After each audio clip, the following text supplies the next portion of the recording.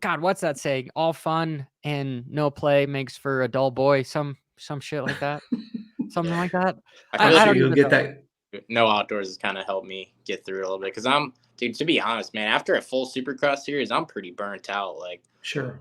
Like when I get home, like I bought like a little wakeboard boat last year, and like my summertime consists of letting loose and still do a little bit of training here and there, doing some riding. But coming into this year, I was like I loved it. Like I loved going to the track every day. Like I loved going on my road bike rides because I just I was riding like I don't know once every couple weeks or so, but I enjoyed being back in the grind because I wasn't as burnt out.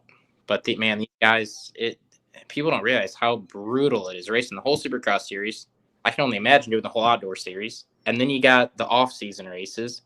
These guys don't get more than a couple weeks to chill, and Yep. it's unbelievable.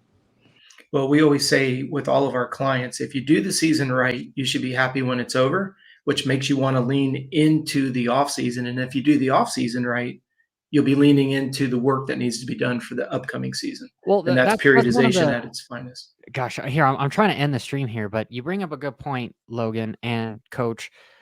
I've heard it so many times, and I was guilty of this too. Is when I got hurt and had to have surgery, it was like, thank God I get a break, right? And Yeah. and the problem is why do you feel like you need to get hurt to take 2 to 3 months off? Like that is a wrong mentality of thinking. You should be able to go have fun and go do other stuff and come back more prepared, and Yeah. honestly your body's going to be better. You're not going to have these guys have Epstein-Barr and whatnot, and you're not going to have as big of a burnout. Like truthfully, I'm even burnout of making content and not really looking forward for motocross. I haven't even decided if I am even going to cover the motocross stuff, just because it's it's a constant little But take it a grind. step further, though, Johnny. I'm not going to put words in Logan's mouth, and I'm not going to put him on the spot. Let's say he's comfortable if he makes 120 grand a year, 10 grand a month, right? Well, if he can make that in 6 months, then he knows, all right, when I get to the month of May or June, I'm done for the year. I still have acquired enough money that I can still enjoy the rest of the year. Now I can enjoy playing. Well, if you haven't created enough money to cover your expenses for the year, of course you have to keep on the consumption wheel because you got to go racing to make money. And that's what we've been talking about. If you do it right, if you reverse engineer, what do you need? How quickly can you make the money? And it goes back to periodization. If you do the off season correctly, you're very eager. Logan just articulated. He looked forward to the work. He looked forward to the sweat equity. But then when you see there's a definitive end of the season, let's say it's May 1st, and then you know that lake and that boat's coming, well, that's what keeps his batteries charged to push through when it gets a little bit raw. Then you've got the perfect. And what's so funny about this, Johnny, is this is what you see in the endurance world. We peak maybe 2 to 3 times a year, always peak at the World Championships. We have a couple races that are high priority, and the rest are fillers.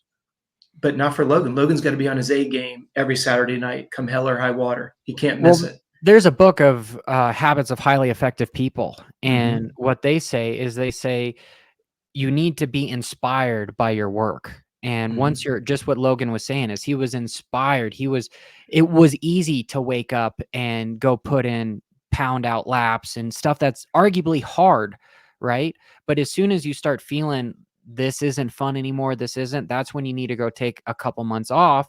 And truthfully, inside this book, they talk about guys working 80 hours a week for maybe a month, maybe 3 months, maybe even 6 months. But then boom, turn everything off and they take a couple months off and just don't do a damn thing. And they're just recovering. And pretty much what happens in that time is almost 100% with their efficiency is they don't take the full 2 months. They come back after like a month and a half or sometimes even 3 weeks because a new idea pops in and they just get pounding the pavement again. But they take those long breaks. And I think that is one of the reasons where we have seen Ken Roxon's rejuvenated career is because he was like, fuck this, boom, moves on, starts arguably almost riding more in hindsight as far as doing these races, as far as traveling, World Supercross, the Red Bull Straight Rhythm and whatnot. But it wasn't just the same every day grind. He could take 2 or 3 weeks here and there. And his performances have been better, even on equipment that arguably kind of sucks. Put right? it in mechanical terms. Would you rather go to the starting grid with a bike with 100 hours on it, or a bike that has less than an hour on it? You know, everybody who's listening to this show, you can feel when your bike starts to get tired. You don't have to look at the hour meter. The hour meter just confirms how you're feeling. And to your point, when Logan's able to recharge his batteries, because the only way you can do it is by balancing the workload to the recovery. We can get into sympathetic, parasympathetic, and get into the entire internals of the body. But you're exactly right. If the body gets a chance to fully recover on a daily basis, you can take on more load. More load is better performance. Better performance is more motivation. Now you've got the dominoes falling forward.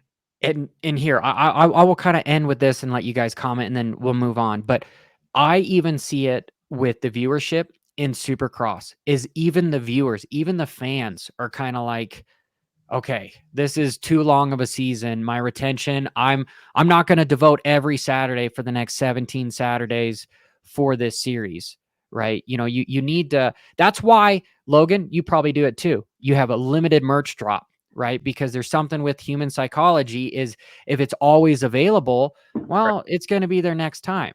So if we Well, had a Johnny, more you know it. It's a scarcity principle. You know exactly exactly what it is. 100%. That's why less racing would honestly make this sport more popular, because it's something you're Or looking forward to. not only does it make it more popular from a spectator standpoint, it kind of creates more of a vacuum and a draw to it. But more importantly, we are dealing in a sport where you've got a human being that needs a chance to recover. If you really stop and think about Logan, and again, Logan, I don't want to put words in your mouth. If you look at Logan, it's race Saturday night, travel, try to practice Tuesday, Wednesday, start to recover on Thursday, travel on Friday, race on Saturday, repeat for 13, 16, 17 weeks in a row. Like just walk that through verbally. It's completely crazy to think that an athlete can sustain that week in and week out. And if you don't think it, I had this one guy, he was a real smart aleck. He goes, these pros should be bitching. They only have to race for 28 minutes a weekend. I'm like, okay, fair point. I want you to emulate Logan's schedule for 2 weeks straight and come back and tell me that they've got it easy. Coach, those people don't even deserve to even have the comment on it, because Exactly. the hypocrisy of that is mind blowing. It is. I mean, drive 12 hours, try to get there, get yourself unpacked, try to race, then try to say goodbye to the weekend, try to get back home, get the bikes clean, try to get not to mention the maintenance on the van and the sprinter van and everything else, and then try to find a place to practice. Oh, it's raining today. Well, where's Logan going to go? What's he going to do? It just drives to get such a silly statement. The days, like, yeah, it's a grind. Yep. You got sorry. The track and say it again, Logan. No. Logan, I was telling myself to shut up. I wasn't telling you to shut up. I'm sorry. No. What were you saying, Logan? Comment. There's like, you got the guys at the local track too, like the beginners and stuff. They'll go out there and ride for 20 minutes. They're like, oh, you guys only got a 20-minute main event. I can ride for 20 minutes. I'm like, okay, man, it's a little bit different when you're at the fucking heart rate is 205, but.